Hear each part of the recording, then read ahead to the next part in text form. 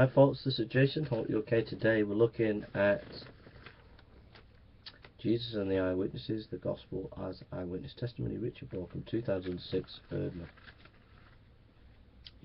He writes on page 10, the Gospel narratives are the synthesis of history and story, of oral history and eyewitness, and the interpretation and narrating process of an author. Byers Cogs, page 10. That's who he's quoting. So basically, what that means is that completely smashes the idea that the Gospels are historical material that were done by anonymous communities, that were just mythological, or that over a long period of time developed by a community of writers. What Bauckham is proposing is, no, early on there were authoritative people who had an understanding of the life and death of Jesus. They passed this information on. It was their interpretation, but it was written up by one author.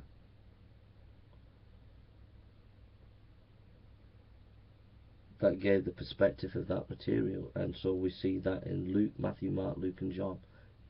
Each was an author, and wrote as an author, and we can see that as we read the Gospels.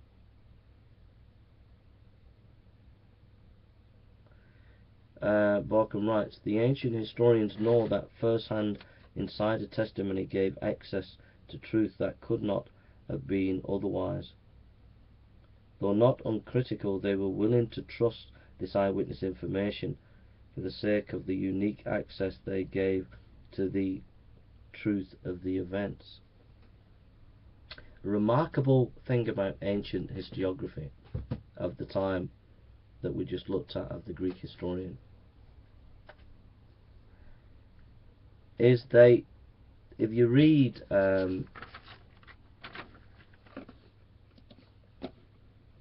Polybius, this is in his history,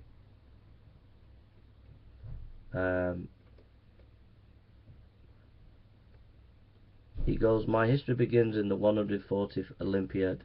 The events from which it starts are these: in Greece, what is called the social war.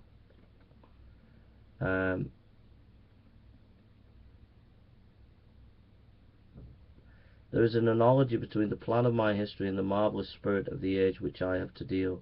Just as fortune made almost all the affairs of the world incline in one direction and forced them to converge upon one and the same point, so it is my task as a historian to put before my readers a compendious view of the part played by fortune in bringing about the general catastrophe. It was this peculiarity which originally challenged my attention. Let's just get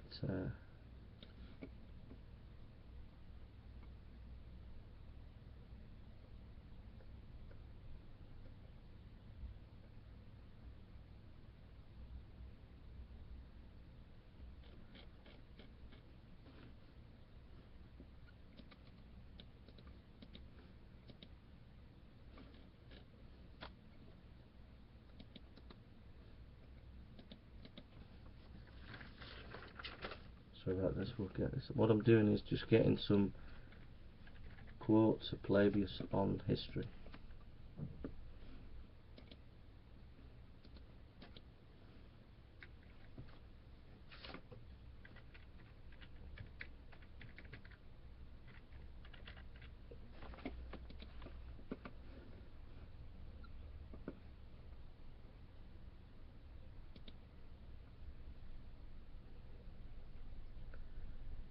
Polybius, if history is deprived of the truth, we are left with nothing but an idle, unprofitable tale. That's Polybius.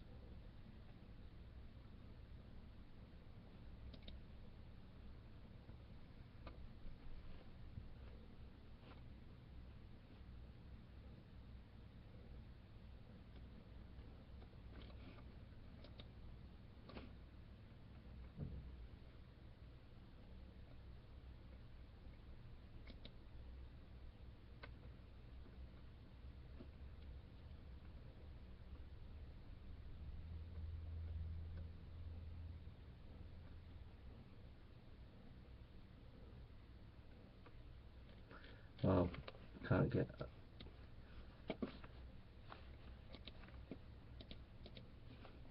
the point.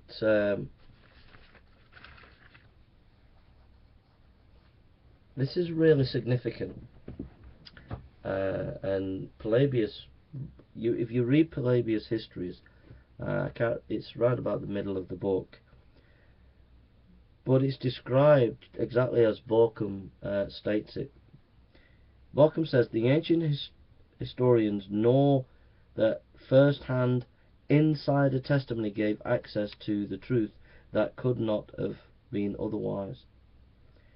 And when you read Polybius, you get this feeling. You get this feeling that actually, unless we get eyewitness material, this eyewitness material for a battle gives us a unique access to that battle, a unique truth that we would not have otherwise.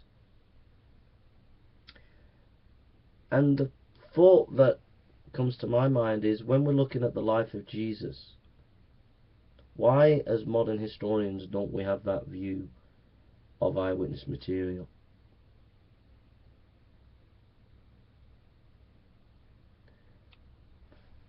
Eyewitness material and history. The eyewitness material gives you a unique access to the understanding of the event. I think that what's happened is, because we had rank and we had historians from that time trying to give us objective history, and it's more trying to be scientific, and so that often would negate the individual accounts of a historical event. Maybe this modernistic perspective of history has been too influential, and I know there are trends in history where that modernistic understanding of this, we're going to get objective history, and the denigrating of eyewitness material, that the trends have changed, that there is a movement away from that to more seeing that individuals and communities and their eyewitness testimony is now being seen as important, and has been for some time. But I do think there is a truth that, as historians, we have missed, and that is to say that eyewitness material does give you a unique access into history. And I think the ancient historians had something there that we have lost as modern people.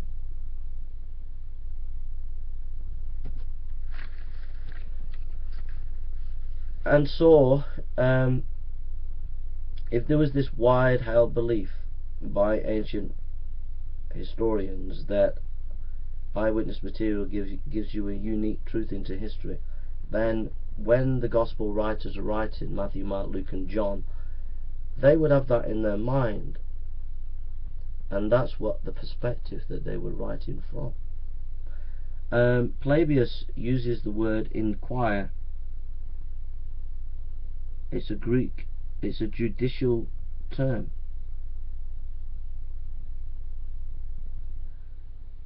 These kind of Greek words, like I inquired, this was a technical term used by historians, that they used in their language in the ancient times in how they expounded history.